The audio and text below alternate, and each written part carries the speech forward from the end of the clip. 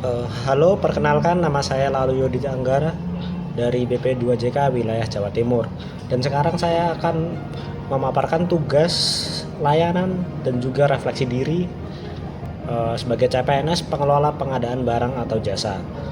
Nah, untuk profil unit kerja saya sendiri yaitu Balai Pelaksana Pemilihan Jasa Konstruksi Wilayah Jawa Timur. Yang ini memiliki tujuan untuk melaksanakan pelayanan pengadaan barang atau jasa konstruksi dan juga tugas lainnya di bidang pengadaan barang atau jasa konstruksi yang ditetapkan oleh Direktorat Jenderal Bina Konstruksi. Untuk fungsinya sendiri, yang pertama yaitu penyusunan rencana, program, dan juga anggaran. Yang kedua, pengelolaan pengadaan barang atau jasa. Yang ketiga, pelaksanaan pendampingan pengadaan barang atau jasa. Yang keempat, pelayanan konsultasi proses pengadaan barang atau jasa.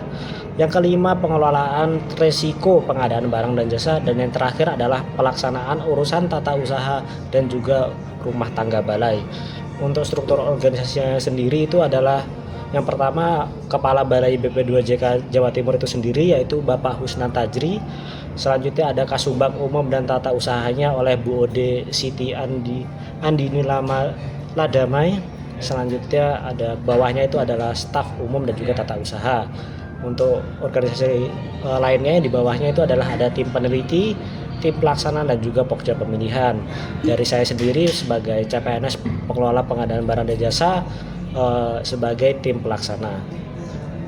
Nah, untuk tujuan dari tim pelaksana itu sendiri, saya berperan sebagai tim pelaksana pengadaan barang atau jasa, khususnya dalam memastikan proses pemilihan penyedia jasa konstruksi berjalan sesuai regulasi, transparan, akuntabel, serta mendukung kelancaran program pembangunan infrastruktur di wilayah Jawa Timur. Untuk tugasnya itu sendiri adalah yang pertama menyusun rencana dan dokumen pemilihan penyedia jasa konstruksi. Yang kedua, memberikan klarifikasi serta menjawab sanggahan penyedia.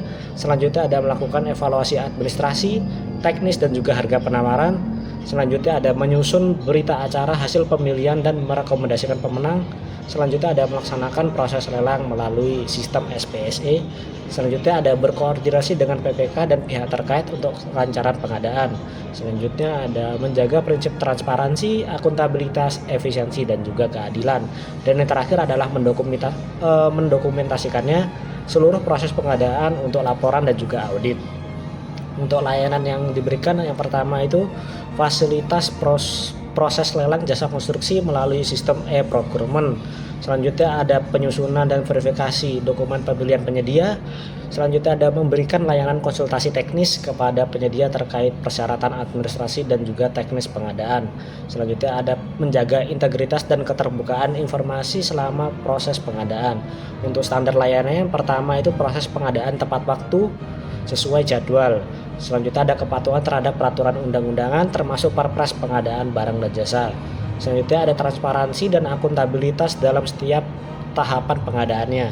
Dan yang terakhir adalah tingkat kepuasan pengguna jasa dan penyedia atas layanan pengadaan yang adil, objektif, dan juga profesional. Untuk tujuan besar dari instansi itu sendiri adalah melalui pelaksanaan pengadaan yang efektif dan juga efisien. Tugas saya mendukung tercapainya pembangunan infrastruktur yang berkualitas, berdaya guna, serta tepat waktu.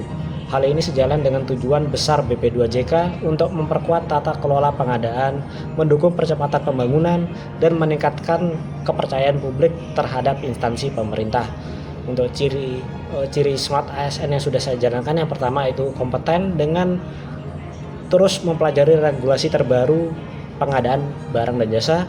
Selanjutnya untuk kolaboratif, aktif berkoordinasi bersama rekan tim dan untuk menjaga kelancaran proses pengadaan.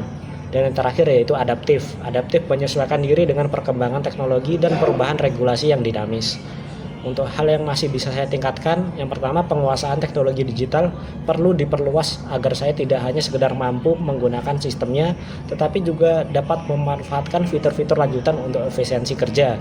Selanjutnya ada kemampuan komunikasi, terutama dalam memberikan penjelasan kepada penyedia jasa yang seringkali memiliki persepsi yang berbeda.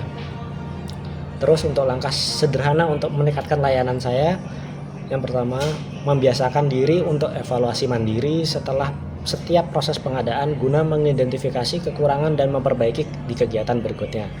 Cukup segitu dari saya, sekian dan terima kasih.